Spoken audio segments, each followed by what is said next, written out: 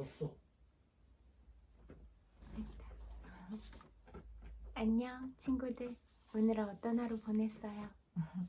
오늘도 날씨 엄청 좋았는데 저는 북한산 갔다 왔거든요.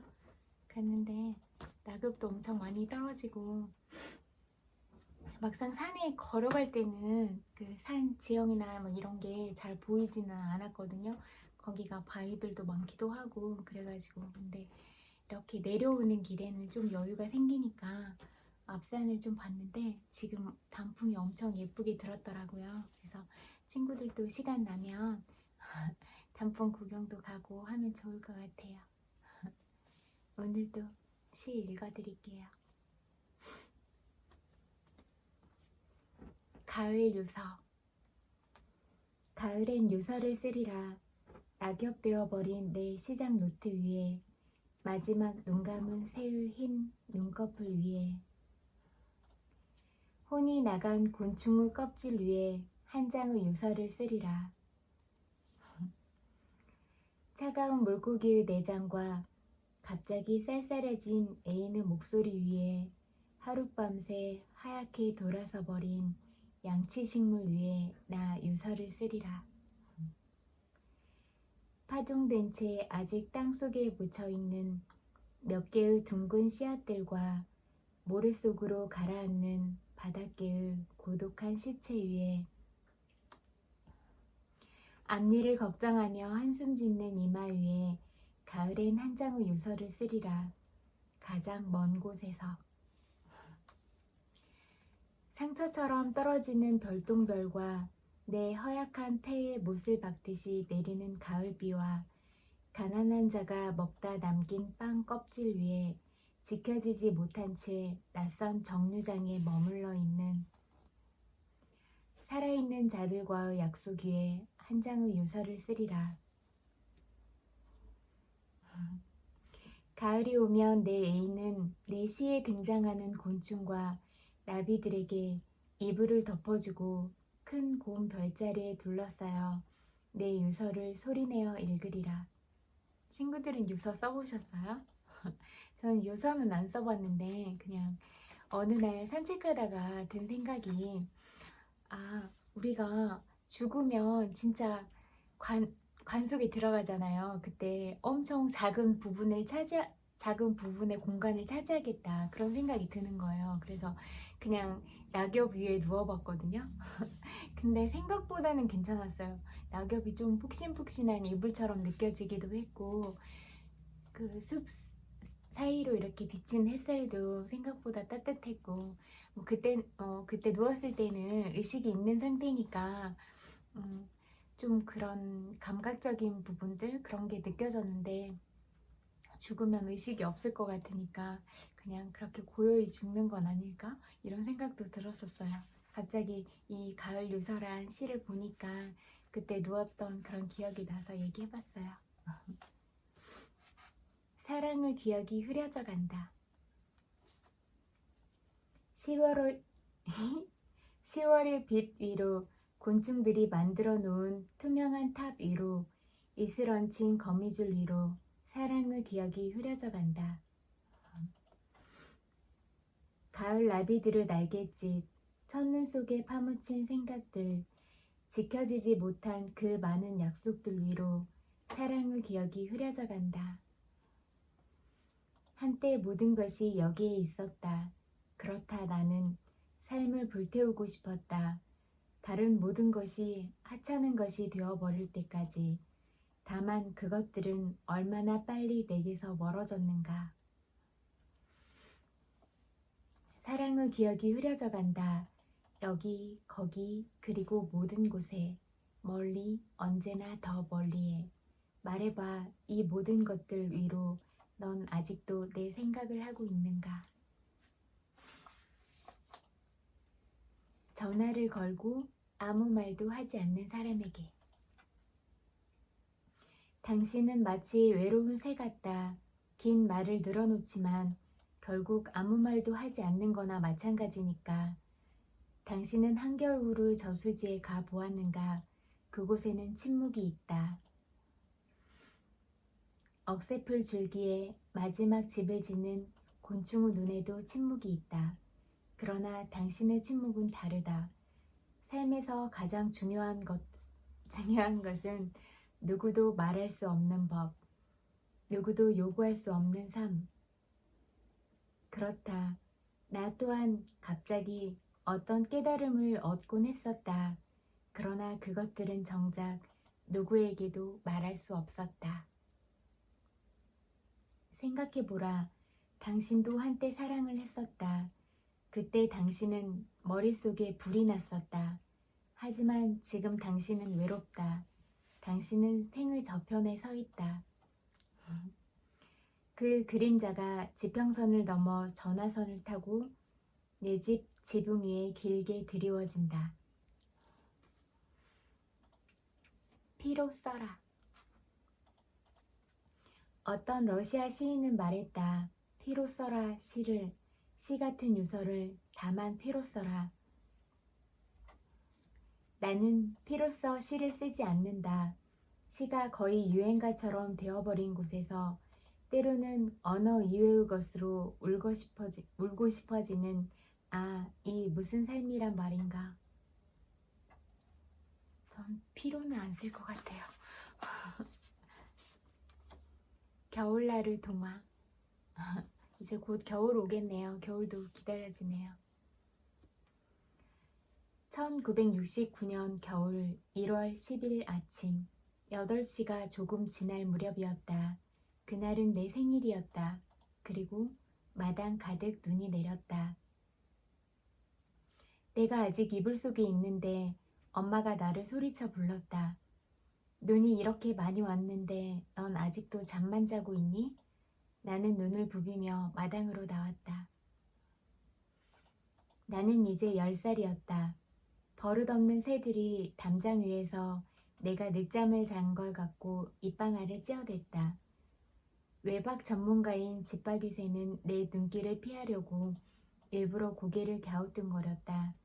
눈은 이미 그쳤지만 신발과 지붕들이 눈에 덮여 있었다. 나는 아무도 밟지 않은 눈 위를 걸어 집 뒤의 언덕으로 올라갔다. 그곳에 붉은 열매들이 있었다. 가시나무에 매달린 붉은 열매들. 그때 내 발자국 소리를 듣고 가시나무에 앉은 텃새들이 비명을 질렀다. 그 순간에는 미처 깨닫지 못했지만 그때 난 갑자기 어떤 걸 알아버렸다. 그것이 무엇인지는 알 수 없지만 어떤 것이 내 생각 속으로 들어왔다. 내 삶을 지배하게 될 어떤 것이, 작은 붉은 열매와도 같은 어떤 것이 내 생각을 사로잡아 버렸다. 그 후로 오랫동안 나는 겨울의 마른 열매들처럼 바람 하나에도 부스럭거려야 했다. 와, 이 표현 멋지네요. 언덕 위에서는 멀리 저수지가 보였다. 저수지는 얼고 그 위에 하얗게 눈이 덮여 있었다. 그때 누군가 소리쳤다. 저 붉은 잎들을 좀 봐. 바람에 날려가는, 저수지 위에 흩날리는 붉은 잎들. 흰 눈과 함께 붉은 잎들이 어디론가 날려가고 있었다. 그것들은 그의 겨울의 마지막 남은 나뭇잎들이었다. 하얀 것들. 날개 물 위에 뜬 빛, 어린 시절의 기억, 외로운 영혼, 죽음 뒤에 나타나는 빛의 터널, 자작나무 흰 껍질, 강의 마른 입술, 오래된 상처. 사막은 무슨 생각을 하며 하얗고 긴 생을 견디는 걸까? 여기 하얀 것들이 내 곁에 있다. 오래된 상처, 강의 마른 입술, 자작나무 흰 껍질, 죽음 뒤에 나타나는 빛의 터널, 외로운 영혼, 어린 시절의 기억, 물 위에 뜬 빛, 날개. 뭔가 소중하고 기억되고 이런 것들을 하얀 부분으로 표현을 해본다면 친구들이 가진 그런 예쁘고 소중한 마음 안에 있는 그런 가장 순수한 마음들 있잖아요. 그런 것들을 하얀 색깔로 표현해 볼 수 있지 않을까? 읽다가 문득 그런 생각이 들었어요. 눈물. 슬픔을 가만히 들여다보면 그 안이 환하다. 누가 등불 한 점을 켜놓은 듯 노을한 민들레 몇 점 피어있는 듯 슬픔을 가만히 들여다보면 그 민들레 밭에 내가 두 팔 벌리고 누워있다. 눈썹 끝에 민들레 풀씨 같은 눈물을 매달고서 눈을 깜빡이면 그냥 날아갈 것만 같은 사과나무. 아주 가끔은 사과나무 아래 서 있고 싶다. 살아온 날과 살아갈 날들이 두 팔 벌리고 서 있는 사과나무 밭. 태양이 눈부신 날이어도 좋고 눈 내리는 그 저녁이어도 좋으리 아주 가끔은 그렇게 사과나무 아래 서 있고 싶다. 내가 아직 어린 소년이어도 좋고 사과나무처럼 늙은 뒤라도 좋으리 가끔은 그렇게 사과나무 아래 서 있고 싶다.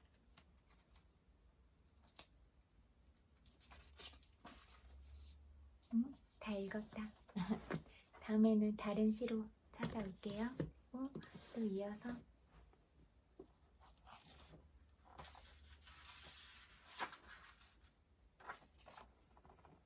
큰 일을 맡기기 위한 테스트.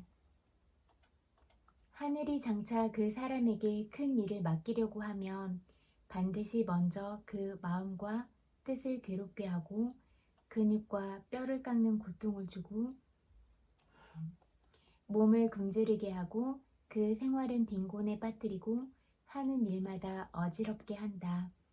그 이유는 마음을 흔들어 참을성을 기르게 하기 위함이며 지금까지 할 수 없었던 일을 할 수 있게 하기 위함이다. 맹자. 가장 어렵고 힘들 때 이 글을 한번 생각해 봐도 좋을 것 같아요.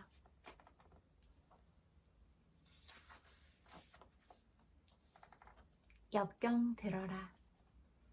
만약 힘든 고비에 부딪히게 되면 고개를 높이 들고 정면을 바라보며 이렇게 말하라.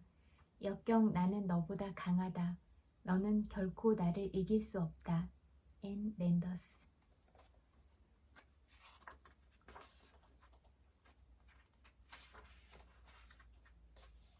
삭제하고 바꾸고 기억하라. 내 인생에서 삭제하라. 나는 그거 못해. 내가 그걸 어떻게 해? 그때 내가 했었더라면. 이 세 문장을 삭제하라는 거예요. 그리고 바꿔라. 저 사람도 했고 이 사람도 했는데 당신은 왜 못하는가? 이 사실을 기억하라. 당신은 당신이 믿는 것보다 더 용감하고 겉으로 보이는 것보다 더 강하고 당신이 생각하는 것보다 더 똑똑하다. 이 말 맞는 것 같아요. 제가 친구들 봐도 진짜 현명하고 나름대로 다 자기 생각들도 있고 철학이나 주관도 있고 이런 모습들도 많이 보이거든요. 그게 이제 자기가 가진 그런 예술적인 그런 방면들도 표현이 되기도 하고 또 말로 어떤 생각들을 표현할 기회가 주어지면 그때도 또 생각이 묻어서 나오는 것 같아요. 저도 친구들을 보고 있거든요. 내 등에 짐이 없었다면 내 등에 짐이 없었다면 나는 세상을 바로 살지 못했을 것입니다. 내 등의 짐 때문에 늘 조심하면서 바르고 성실하게 살아왔습니다. 이제 보니 내 등의 짐은 나를 바르게 살도록 한 귀한 선물이었습니다. 내 등에 짐이 없었다면 나는 사랑을 몰랐을 것입니다. 내 등에 있는 짐의 무게로 너무 고통을 느꼈고 이를 통해 사랑과 용서도 알았습니다. 이제 보니 내 등의 짐은 나에게 사랑을 가르쳐준 귀한 선물이었습니다. 내 등에 짐이 없었다면 나는 아직 미숙하게 살고 있을 것입니다. 내 등에 있는 짐의 무게가 내 삶의 무게가 되어 그것을 감당하게 하였습니다. 물살이 센 냇물을 건널 때는 등에 짐이 있어야 물에 휩쓸리지 않고 화물차가 언덕을 오를 때는 짐을 실어야 헛바퀴가 돌지 않듯이 내 등짐이 나를 불의와 안위의 물결에 휩쓸리지 않게 했으며 삶의 고개 하나하나를 잘 넘게 하였습니다. 모든 짐들이 내 삶을 감당하는 힘이 되어 오늘도 최선의 삶을 살게 합니다. 나는 할 수 있다.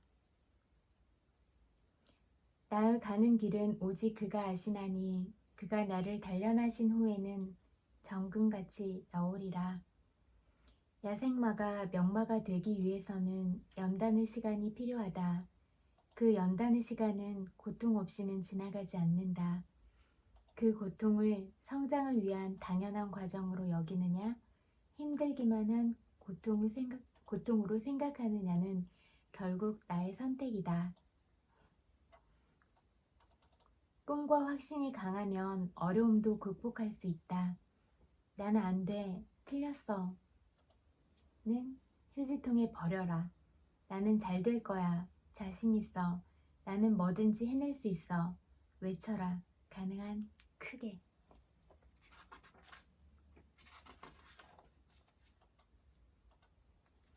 우리를 행복하고 성공하게 하려는 음모. 역피의식이란 세상이 자신에게 좋은 일을 하려고 음모를 꾸미고 있다고 믿는 것이다. 어떠한 상처와 힘든 상황을 경험하더라도 그 모든 사건들은 자신의 성장과 성공을 돕기 위해, 깨달음과 교훈을 주기 위해 하늘이 준 선물이라고 생각하는 것이다. 억만장자인 클레멘스 스톤은 역피의식을 실천한 사람으로 유명하다. 이것은 높은 성과를 올리는 사람들의 공통된 특징이기도 하다. 이들은 왜 하필 나에게 이런 일이 일어난 거야? 라는 피해의식에 사로잡히지 않는다. 분명히 이 사건이 일어난 이유가 있으며 내가 되고자 하는 사람이 되기 위해 겪어야 할 레슨이라고 생각한다. 내가 어떻게 바라보느냐에 따라 모든 정황이 바뀐다. 그 사건을 통해 내가 배워야 할 교훈을 찾았다면 외쳐라. 패스. 그리고 나에게 외쳐주자. 오늘은 분명 멋진 일이 일어날 거야. 하루 종일 곧 무언가 멋진 일이 생길 거야 라고 믿으며 살아가자. 모든 일이 우리를 행복하고 성공하게 하려는 음모라고 100% 확신한다면 삶이 얼마나 긍정적이고 낙천적이며 즐거울지 상상해보라.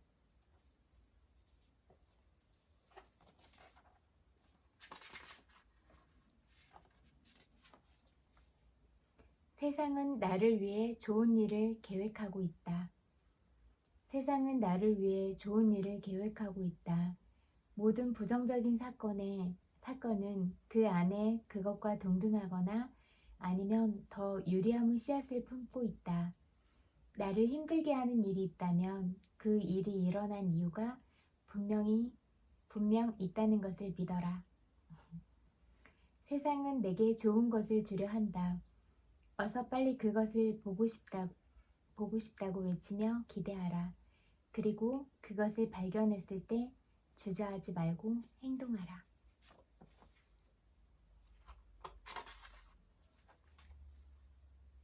가장 좋은 것은 아직 오지 않았다. 매일 밤 잠자리에 들기 전 아래의 문장들을 완성해보자. 나는 뭐뭐 때문에 감사하다. 오늘 나는 뭐뭐들을 성취했다. 당신은 축복받은 사람임을 기억하라. 가장 좋은 것은 아직 오지 않았다. 지금 성큼성큼 다가오고 있는 중이라는 것을 확신하라. 이거는 전에 제가 잠재의식에 대한 부분 설명드린 적 있잖아요. 그 부분에 대해서 생각을 해보고 실행을 해봐도 좋을 것 같거든요. 그리고 그 생활 속에서 진짜 감사하는 것들을 한 가지씩 발견하고 그렇게 해보는 것들도 진짜 도움이 많이 될 것 같아요. 그 감사의 효능 이런 거 찾아보면 그거에 대해서도 자세히 나와 있을 것 같아요.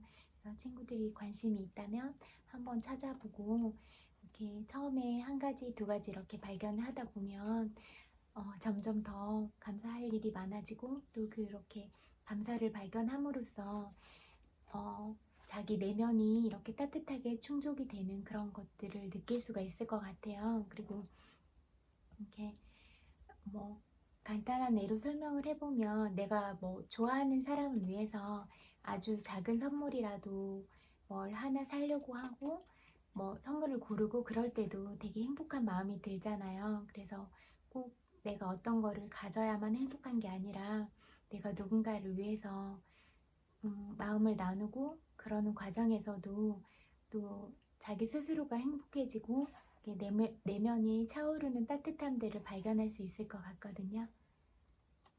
이 글을 읽다가 그런 생각을 해봐서 얘기해요.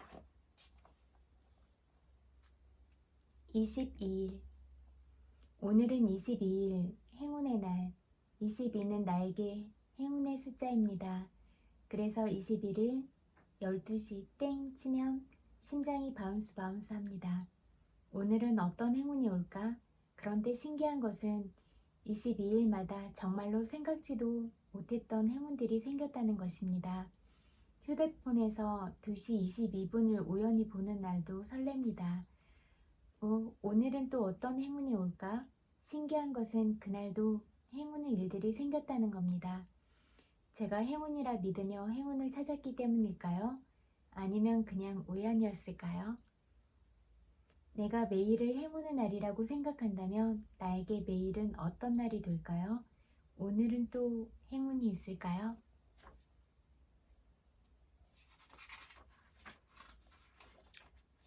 두 개 정도 더 읽어볼게요. 꿈을 가진 이가 더 아름답다. 노래를 잘 부르는 사람보다 노래를 잘할 수 있다는 꿈을 가진 이가 더 아름답습니다. 지금 공부를 잘하는 사람보다 공부를 더 잘할 수 있다는 꿈을 가진 이가 더 아름답습니다. 숱한 역경 속에서 아름다운 삶을 꽃피우는 사람들은 한결같이 원대한 꿈을 가졌습니다. 아무르 시대의 문지기를 자청했던 김구 선생도 대한민국의 독립을 꿈꾸었습니다. 젊고 나약하기만 했던 간디도 인도 독립의 꿈을 버리지 않았습니다. 두 귀가 먼 절망의 늪에서도 베토벤은 위대한 교향곡을 꿈꾸었습니다. 꿈이 있는 사람은 아름답습니다. 돈을 많이 가진 사람보다 돈을 많이 벌 수 있다는 꿈을 가진 이가 더 행복합니다. 글을 잘 쓰는 작가보다도 글을 잘 쓸 수 있다는 꿈을 안고 사는 이가 더 아름답습니다. 꿈은 인간의 생각을 평범한 것들 위로 끌어올려주는 날개입니다. 내일에 대한 꿈이 있으면 오늘의 좌절과 절망은 아무런 문제가 되지 않습니다. 꿈을 가진 사람이 아름다운 것은 자신의 삶을 긍정적으로 바라보기 때문입니다. 인생의 비극은 꿈을 실현하지 못한 것에 있는 것이 아니라 실현하고자 하는 꿈이 없다는 데 있습니다. 절망과 고독이 자신을 에워쌀지라도 원대한 꿈을 포기하지 않는다면 인생은 아름답습니다. 꿈은 막연한 바람이 아니라 자신의 무한한 노력을 담은 그릇입니다. 선택. 당신은 가능성을 갖고 태어났다. 당신은 선과 믿음을 갖고 태어났다. 당신은 이상과 꿈을 갖고 태어났다. 당신은 위대함을 갖고 태어났다. 당신은 날개를 달고 태어났다. 당신은 기어다니도록 의도되지 않았으니 기어다니지 말라. 당신은 날개를 가졌다. 날개를 사용해 날아다니는 법을 배워라. 13세기에 루미가 지은 시다. 만약 루미가 무한의 소극적 측면에서 시를 지었다면 아마도 이 시는 이렇게 전개될 것이다. 당신은 자연의 우연한 사고, 당신은 행운과 우연의 법칙에 의존한다. 당신은 이리저리로 쉽게 밀려다닐 수 있다. 당신의 꿈은 의미가 없다. 당신은 평범한 삶을 살도록 의도되었다. 당신에겐 날개가 없다. 그러니 나는 것을 잊고 땅에서 살아야 한다. 선택은 당신의 것이다. 오늘 여기까지 읽을게요. 오늘은 비교적 날씨가 많이 따뜻했는데 그래도 저녁에 잘 때는 포근하고 따뜻하게 잘 수 있으면 좋겠습니다. 9시 반이니까 뭐 하던 일 마무리하고 하루 마무리하는 시간이 되는 건지 모르겠네요. 아무튼 오늘 하루도 다 고생 많았어요. 토닥토닥 마음으로 안아드릴게요. 그리고 100만 번의 뽀뽀 드리고 엄청 많이 사랑해요. 잘 자요. 따뜻하게. 안녕.